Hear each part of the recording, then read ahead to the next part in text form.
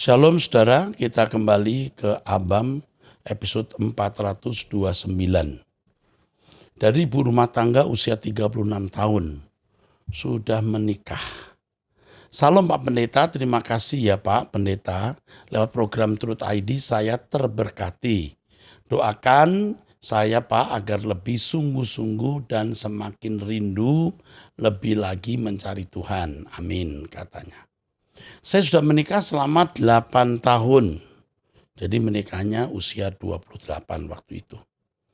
Sudah memiliki satu putra berusia 7 tahun saat ini. Tapi karena pekerjaan sudah 5 tahun ini kami long distance relationship dengan suami gitu ya. Suami dipindahkan kerja pulang ke rumah sebulan atau 2 bulan sekali. Tapi selama LDR ini kok rumah tangga jadi hambar maksudnya ya Pak. Serasa nggak ada kebahagiaan. Mungkin secara finansial kami tercukupi Pak. Tapi kok serasa rumah tangga yang saya jalani hambar ya Pak. Mohon pencerahannya Pak, harus bagaimana ya Pak kalau kami serumah suami tidak bekerja mau cari kerjaan yang dapat jangkauan pulang pergi dari rumah, tidak mudah mencari kerja. Menurut Bapak bagaimana rumah tangga yang jarak jauh seperti yang saya jalani saat ini? Salam dan terima kasih banyak. Tuhan memberkati Bapak. Kenapa kamu tidak ikut suami? Kenapa tidak tinggal bersama suami di sekitar tempat kerjanya? Itu yang pertama. Yang kedua, apakah kamu memiliki hubungan yang intensif setiap hari? Memang bisa long distance relationship, tapi kalau tidak pernah kontak-kontakan ya enggak bisa. Putus hubungan. Yang ketiga, mestinya tidak menjadi masalah. Yang saya khawatirkan, ada kesibukan dari suami atau dari kamu yang membuat kamu tidak lagi menaruh hati kepada pasangan hidupmu. Mestinya menikah baru 8 tahun ini masih hot-hotnya loh. Ini sudah hambar. Ada apa? Ini pasti ada sesuatu yang tidak benar. Ada sesuatu yang salah. Pasti. Coba kamu sekarang mulai setiap hari berdoa bersama, bangun tidur dengan suami atau sebelum tidur long distance relationship toh nggak bayar sekarang pakai WhatsApp, doa bersama. Ini ada nggak beres, pasti ada nggak beres. Apalagi kalau sampai ada pihak ketiga, wah rusak. Mestinya walaupun hubungan jauh, kalau bisa ketemu sebulan atau 2 bulan sekali itu mesra sekali. Kalau sampai hambar ini ada sesuatu yang salah. Ini saya sedih ini. Ada sesuatu yang salah ini. Ya. Yang pertama, usahakan tinggal serumah. Yang kedua, kalaupun jauh tetap memiliki hubungan. Doa bersama sebelum tidur atau pagi bangun doa bersama. Bukan doa bersama Pak Eras, kamu berdua dengan dia berdoa. Ya, ini akan membangun hubungan ya. Karena kalau sudah tidak mau berdoa bersama itu ada yang salah juga. Ya, itu saja yang saya bisa jawab. Aku mohon Tuhan tolong kamu ya. Rumah tanggamu ini rawan ya. Di dalam peneropongan saya rawan. Ada kesibukan yang membuat kalian hambar. Mestinya tidak. Walaupun 1 bulan sekali, 2 bulan sekali. Kalau cinta itu membara. Kangen. Kalau sampai sudah tidak kangen itu ada yang salah. Ada yang salah. Apakah suamimu, apakah kamu? Apakah sesuatu yang telah mencuri perhatianmu itu satu kesibukan, uang, atau seseorang? Kalau sampai orang ketiga, wah ini hancur. Ya, kiranya Tuhan menolong kamu. Usahakan tinggal serumah. Ya, itu. Oke, pertanyaan kedua dari wanita usia 29 tahun sudah menikah. Salam, izin bertanya, jika berhubungan badan dengan suami saya, apakah berdosa melakukan oral seks? Saya bersama suami sepakat menunda kehamilan saya karena kondisi kesehatan saya terganggu. Yang jadi pertanyaan saya, apakah salah jika suami saya membuang spermanya di luar atau saya harus ikut program KB? Mohon pencerahannya. Sebenarnya oral seks itu tidak bisa dikatakan dosa atau juga tidak bisa dikatakan tidak dosa. Yang pertama adalah tidak menyakiti atau tidak saling menyakiti. Itu yang pertama. Yang kedua yang harus dipertimbangkan, apakah kamu sudah bisa mestinya tidak melakukan hal ini. Ya, mestinya tidak melakukan hal ini. Tapi kalau belum dewasa, saya mengerti bahwa harus melakukan hal itu. Memang saya mengerti kalau bisa dianggap positif, kalau pasangan bisa melakukan oral seks berarti itu cintanya membara. Ya, itu cintanya membara. Cinta ini penting. Tetapi mestinya tidak harus melalui oral seks. Tetapi kalau itu tidak saling menyakiti, ya saya tidak bisa mengatakan salah. Tapi juga saya tidak bisa mengatakan itu benar. Tergantung dari kematangan masing-masing individu. Ya, kematangan masing-masing individu. Kalau itu membahagiakan, saya tidak bisa berkata salah karena Alkitab juga memang tidak bicara jelas mengenai hal ini. Ya, jawaban saya ini bisa menimbulkan kontra banyak orang. Ya, dulu saya paling tidak mau menjawab pertanyaan seperti ini karena banyak orang tidak siap. Ya, makanya harus sangat berhati-hati. Menunda kehamilan tidak salah kalau Anda sudah bertanya kepada Tuhan, bukan mau-maumu sendiri. Saya mau nanti hamil usia 30 tahun lebih. Saya khawatir nanti Anda malah nggak pernah punya anak. Bukan ngancam, you tanya Tuhan. Kalau memang kehendak Tuhan punya anak, punya anak. Punya anak sejak dini itu bagus. Kecuali ada beberapa pertimbangan misalnya A, B, C, D gitu. Tempat tinggal, ekonomi, dan lain-lain atau karena sakit ya. Tapi kalau tidak ada hal-hal yang prinsip, kenapa mesti ditunda? Ya. Adapun ikut program KB juga bagus, lebih baik ikut program KB. Ya. Jangan melakukan oral seks hanya karena menghindari tidak punya anak. Ya, jangan sampai ada yang dirugikan dalam hal ini. Itu yang penting. Ya, cukup. Jadi tanya Tuhan ya, saudara boleh menunda atau tidak punya anak. Karena punya anak itu anugerah, banyak orang gak bisa punya anak kok.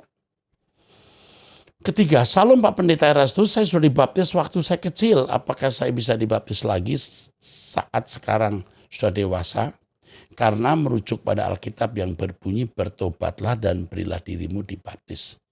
Apakah waktu kecil kita sudah mengerti tentang pertobatan? Ya. Waktu kecil itu baptisan penyerahan kalau menurut saya ya, tanpa bermaksud untuk mempersalahkan gereja yang membaptis anak-anak. Saya tidak menyerang atau tidak menyangkal. Tetapi yang saya pahami baptisan anak itu harus penyerahan. Sedangkan baptisan pertobatan itu ketika dewasa mulai menyadari apa artinya dosa, meninggalkan dunia dan bersatu dengan Tuhan dalam persekutuan dan dalam persekutuan dengan Tuhan dan dalam penderitaannya itu dibaptis. Baptisan itu lambang kematian. Begitu Roma 6 ayat yang keempat. Jadi orang yang memberi dibaptis adalah orang yang bersedia meninggalkan manusia lama dan hidup dalam hidup yang baru. Dan tentu ini untuk orang yang sudah menyadari dosa dan kesediaan meninggalkan dunia dan bersekutu dengan Tuhan, bukan untuk anak-anak. Jadi kalau Anda mau dibaptis di usia dewasa dengan baptis selam misalnya, bagus. Tapi tergantung masing-masing individu. Oke, yang keempat, wanita usia 24 tahun. Salam Pak Pendeta, saya sungguh bersyukur kepada Tuhan atas segala kebaikan dan kuasa-Nya. Bersyukur juga atas penyertaan Tuhan lewat hambanya seperti Bapak Pendeta Erastus, lewat khotbah yang diajarkan dan channel Truth ID. Saya semakin hari mau terus diubah dan dididik Tuhan. Walau masih sulit kadang, Pak. Karena saya jatuh bangun dalam dosa dan emosi. Pak, saya kebingungan dan selalu bawa dalam doa. Saya lulusan teologi dan di lembaga gereja kami belum ada penerimaan atau rekrutmen calon pendeta sudah lebih kurang 3 tahun. Selama menunggu saya magang di gereja sendiri, Pak. Saya kadang merasa menjadi terasing, Pak, dan merasa ingin menambah pengalaman di tempat pelayan gereja lain dikarenakan saya kurang diberi ruang, Pak, dan tidak berkembang, dan karena saya masih tinggal bersama orang tua dan orang tua yang biaya hidup saya karena gereja tidak menanggung anak magang. Saya merasa nyaman, Pak, namun gelisah dan beban secara mental dan lingkungan tetangga yang selalu menanyakan mengenai pekerjaan yang kadang menyepelekan saya.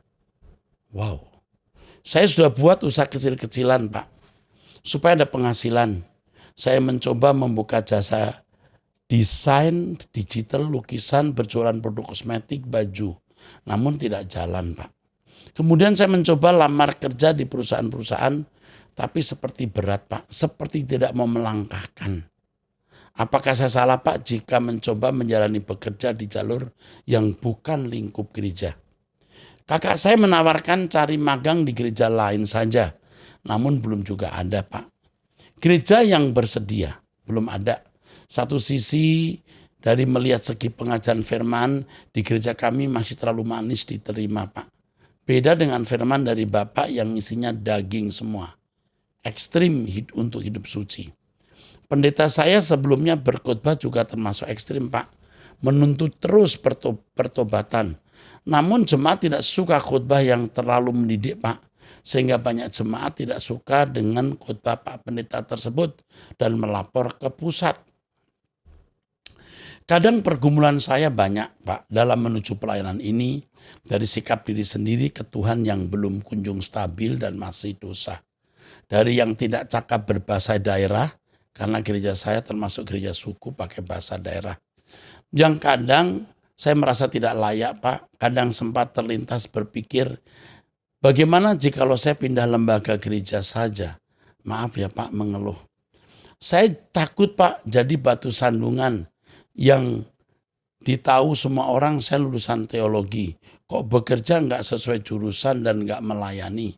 Saya ingat, Pak, sebelum saya masuk sekolah teologi, ada pendeta mendoakan saya. Nggak mesti jadi pendeta kok lulusan teologi. Ke bank bisa melamar kerja lain juga bisa. Jadi teringat, Pak, apakah bisa jalannya demikian? Mohon bimbingan dan arahannya, Pak. Maaf sangat panjang, Pak. Terima kasih banyak. Saya sampaikan ke Bapak, Tuhan memberkati Bapak dan seluruh keluarga dan tim Truth ID supaya dipakai luar biasa. Saya prihatin mendengar kesaksian hidupmu. Kamu merana, kamu kesepian, kamu bingung, pasti. Ya. Kamu pasti ingin melayani Tuhan, tapi kenyataan jauh dari apa yang kau bayangkan. Tetapi ini bagian proses. Kalau kamu cepat-cepat mendapat tempat, saya khawatir kamu gagal menjadi hamba Tuhan. Jadi keadaan ini sebenarnya merupakan keadaan di mana kamu dipersiapkan untuk menjadi hamba Tuhan yang luar biasa. Yang pertama, belajarlah hidup suci. Jangan jatuh bangun terus dalam dosa dan emosi. Dosa ini apa dan emosi saya tahu. Selesaikan ini dosa dan emosi ini, ya. Selesaikan. Kamu harus bisa keluar dari keadaan keberdosaanmu dan bisa hidup suci. Ini yang pertama. Yang kedua, kamu pasti punya tempat di hadapan Tuhan. Tidak harus mesti aktif di gereja. Kau bisa membuat yang namanya kelompok doa, persekutuan doa, atau house of truth. Kelompok orang-orang yang belajar firman dari apa yang saya sampaikan. Ini bisa kamu lakukan. Kamu bisa belajar melakukan hal ini. Saya tidak tahu kamu tinggal di mana, gereja sukumu itu apa, apakah HKBP, GKJ, Jawa maksudnya, atau Gemim, ya, Masehi, maksud saya. Gemim, gereja Masehi, ya, Minahasa atau apa, saya tidak tahu. Tetapi kamu pasti ada tempat untuk berbakti. Kalau kamu usaha satu gagal, dua gagal, coba melihat kemungkinan usaha yang lain. Dan jika tidak, ya jangan berusaha dulu. Ini yang ketiga ya. Lalu berikutnya, apa kamu tertarik meneruskan kuliah lagi? Ya, ini juga saya tawarkan kepada kamu. Kamu sudah S1, apa kamu meneruskan S2? Ya. Dan kalau kamu magang di gereja lain, kamu magang bukan karena kamu mau cari hidup, kamu memberi hidup. Mestinya kalau kamu magang di satu gereja, gereja itu bisa menghidupi kamu. Walaupun magang, mestinya adalah persembahan sekecil apapun kalau hanya untuk makan sehari-hari. Kalau sampai tidak ada persembahan ya, saya tidak tahu sistem gerejamu itu bagaimana ya. Tapi kalau hikmat saya mestinya orang magang pun juga harus dapat persembahan. Nah, ini tidak bisa saya jawab masalahnya karena saya tidak tahu pernik-pernik dari kehidupanmu. Saran saya cuma hidup suci, ya. Kamu jangan putus asa, kamu tetap ikut Turut ID berdoa bersama saya. Kamu mengembangkan diri lagi, ya. Kau masih bisa belajar, jangan berhenti belajar. Kau bisa buka persekutuan doa. Kau bisa bikin House of Truth. Kamu pikir bagaimana mencari usaha kecil-kecilan. Jangan putus asa, masih bisa kau lakukan. Atau peluang yang berikutnya kuliah lagi, ya. Dan kemungkinan kamu mendengar suara Tuhan, kamu diperintahkan apa oleh Tuhan. Tuhan itu hidup, alami Tuhan. Saya khawatir kamu sekolah teologi, tapi kamu sudah terlalu tersistematis cara berpikirmu sehingga kamu tidak mendengar suara Tuhan. Ayo belajar mendengar suara Tuhan. Seperti yang sekarang saya lakukan. Dan temukan suara Tuhan itu. Pasti Tuhan punya rencana yang indah untuk kamu. Pasti kamu punya tempat di hadapan Tuhan. Hanya itu yang bisa saya jawab untuk sementara. Dan nanti kau bisa hubungi kami kembali. Tuhan memberkati. Wanita usia 51 tahun single parent memiliki sepasang anak. Salam Pak Erastus yang saya hormati, saya seorang gembala di salah satu sinode gereja Pentakosta. Menggantikan suami saya yang telah meninggal setahun yang lalu. Saya sering mengikuti khotbah-khotbah Bapak dan saya sangat terberkati oleh pengajaran yang Bapak sampaikan. Tapi saya merasa gagal membawa anak saya yang kedua, seorang laki-laki kepada Tuhan karena dia tidak bisa menerima keadaan yang dialami. Dia pernah kecewa karena gagal masuk di STAN, Sekolah Tinggi Administrasi Negara, dan juga dia tidak bisa menerima kepergian bapaknya. Dia merasa Tuhan tidak ada yang gak bisa menyembuhkan bapaknya. Dia mau beribadah hanya sekedar karena takut saya marahi. Dia juga sering melawan omongan saya dengan kasar kalau saya mengingatkan dia tentang perilakunya yang tidak dewasa dalam pola pikirnya. Padahal saya sudah bermacam cara memberi pengertian, bahkan hamba-hamba Tuhan yang lain pun sudah menasihatinya, tetapi anak saya juga tidak berubah. Saya rindu anak saya mau melayani Tuhan dan kembali dengan benar, Pak. Tidak dengan paksaan. Dia pemain musik di gereja, Pak. Tapi sekarang dengan terpaksa kalau saya marah. Karena perlu pemusik di gereja, Pak. Saya terkadang merasa malu kepada jemaat. Sepertinya saya nggak bisa mendidik anak sendiri dengan benar. Apalagi kami tinggal di pastori gereja. Saya sudah berusaha memberi teladan hidup yang baik kepada anak saya, tapi tidak juga mengetuk hatinya. Apa yang harus saya lakukan, Pak, untuk menghadapi anak ini? Dia saat ini sedang kuliah di salah satu perguruan tinggi di negeri Medan, semester 6 jurusan teknik mesin. Dia juga merasa ada tekanan-tekanan dari senior-senior yang rata-rata kaum pria yang tidak punya etika yang baik. Ini juga menjadi beban baginya. Mohon nasihatnya, Pak. Terima kasih banyak sebelumnya. Tuhan memberkati. Bu, memang setan itu mau menghancurkan hidup kita. Hamba Tuhan yang benar itu pasti mau dihancurkan. Kalau tidak bisa lewat orang tua, lewat anaknya. Yang ibu harus lakukan sekarang, jangan banyak ngomong, jangan banyak berkhotbah, jangan banyak menasihati anak. Cukup. Ibu lebih banyak doa dan puasa. Itu saja. Ibu harus punya motivasi pelayanan yang bersih, yang lurus. Dia tidak akan jauh, Bu. Ibu siap kalau kemudian dia dihajar Tuhan. Ya. Ibu tetap menyuruh dia main musik dan lain-lain tadi, walaupun kadang agak terpaksa. Ya, tetapi jangan banyak bicara kalau tidak perlu. Ibu doa puasa dan tetap mendoakan dia. Jangan pakai orang lain menasihati dia, entah pendeta, entah siapa. Itu tambah keras nanti. Lebih baik diam. Ibu harus mengandalkan Tuhan dan siap anak itu dipukul Tuhan, tapi tidak dibunuh, tapi akan disakiti. Supaya dia berbalik kepada Tuhan. Karena ibu mengasihi Tuhan. Sekarang ibu yang harus doa puasa, hidup suci, mengasihi Tuhan dengan tulus, lihat Tuhan akan berperkara nyata dalam hidup anak ibu. Oke, itu saja. Pertanyaan berikut dari seorang pria jemaat GSKI Pluit. Salam, ada hal yang ingin saya tanyakan. Istri saya suka-suka sendiri, dalam banyak hal tidur di hotel lah, meeting lah, jalan keluar Jakarta bisa 1 minggu. Intinya dia tidak ada bicara dan izin sama saya sebagai suaminya. Mohon petunjuk apa yang harus saya lakukan. Wow. Ini pasti tidak sederhana masalahnya. Ini pasti tidak sederhana. Saya tidak bisa menjawab karena saya harus tahu masalahnya. Ya, yang bertanya Anda harus koreksi diri kenapa istri sampai begini keadaannya.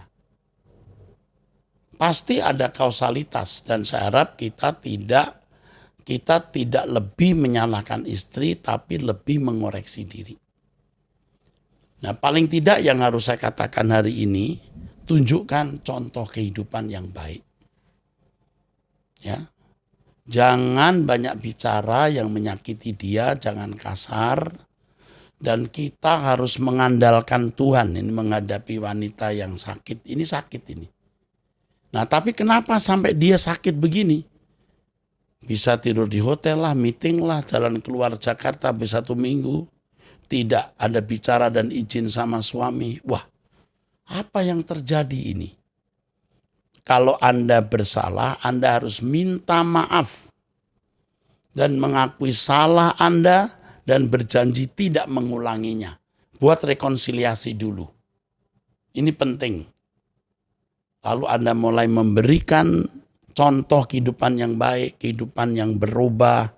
Dan Anda tapi ikut dengan saya mendengarkan Truth ID doa bersama. Hanya Tuhan yang bisa tolong. Dan Tuhan mudah sekali menyelesaikan masalah ini. Kalau dia tidak berubah, kalau dia belum berubah, Andalah yang harus berubah dulu. Tuhan memberkati.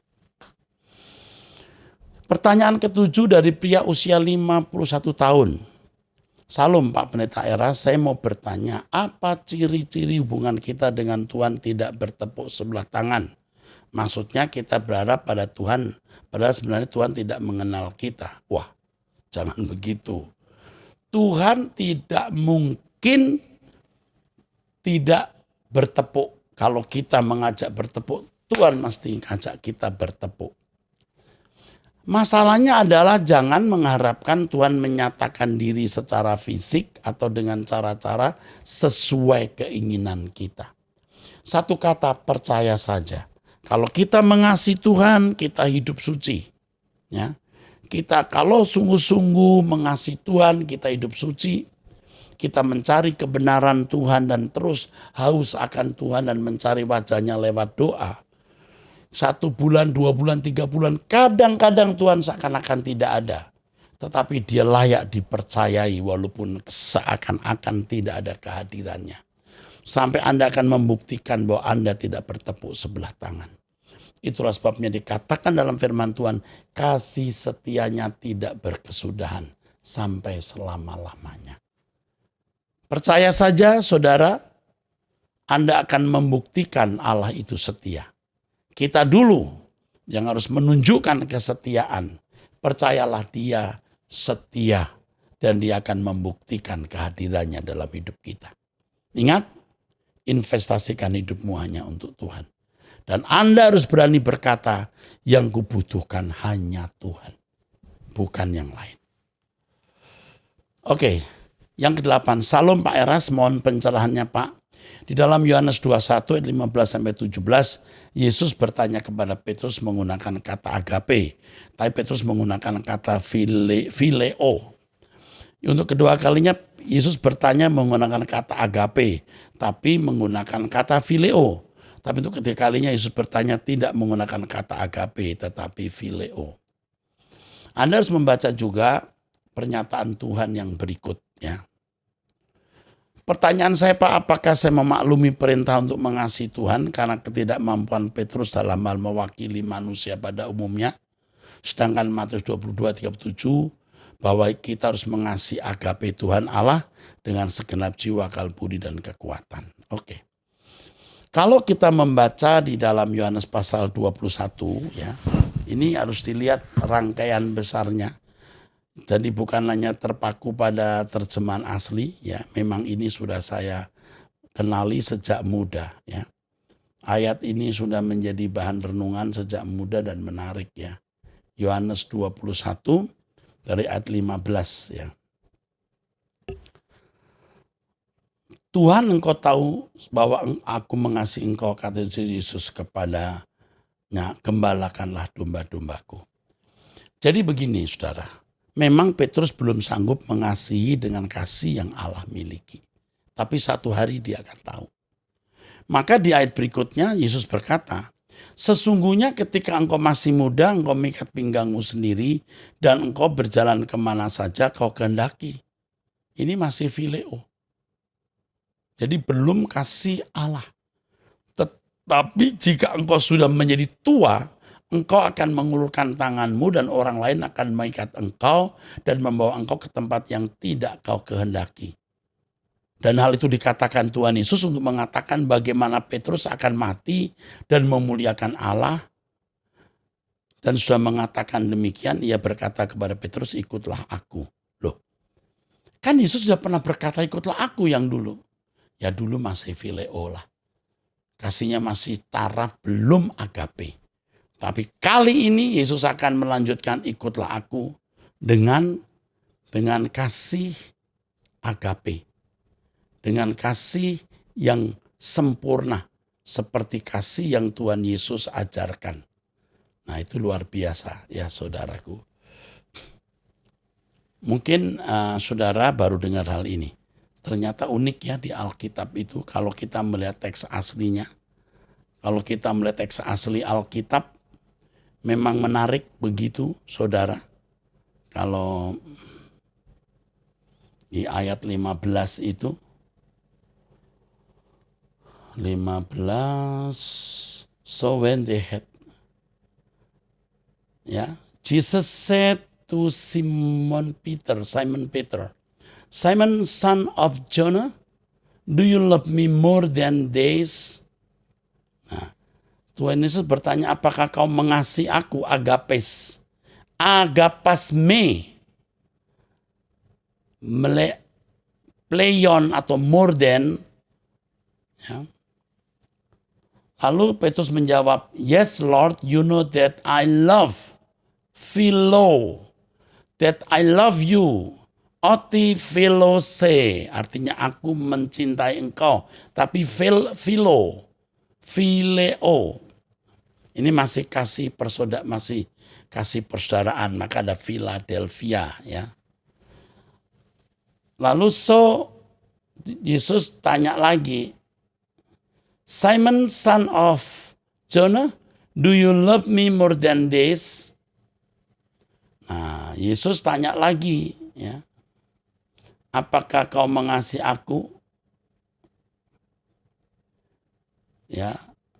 Simon, apakah kau mengasihi aku? Agapes. Lalu Simon bertanya, Tuhan tahu aku mengasihi engkau. Jadi Tuhan bertanya, gembalakan domba-dombaku. Lalu dia bertanya untuk ketiga kalinya. Tapi tidak menggunakan agape lagi. Yesus menggunakan kata philos. Sebab setiap kali Tuhan Yesus bertanya, apa kamu agape padaku? Simon jawabnya, ya aku philos kamu. Tanya lagi, apa kamu agape padaku? Ya aku philos kamu. Sekarang ini yang ketiga. Jesus said to him the third time, Simon son of Jonah, do you love me? Nah ini. Simon Yona philes me. Philes me, apa kau mencinta aku philes me? Petrus menjawab kepadanya untuk ketiga kali. Ia juga menjawab, su ginos keis, engkau tahu Tuhan, that oti philose, that I love you. Oti philose, artinya ya aku mengasihi kamu. Akhirnya Tuhan nggak pakai kata agape. Apa kamu phileo? Ya udah deh, dia nggak bisa agape. Maka kemudian Yesus berkata, waktu muda engkau ikat pinggangmu, kau pergi kemana kau suka. Kau masih punya kasih tapi belum kasih agape. Tapi nanti kamu bisa punya kasih agape, kamu rela mati untukku. Kira-kira itu ya.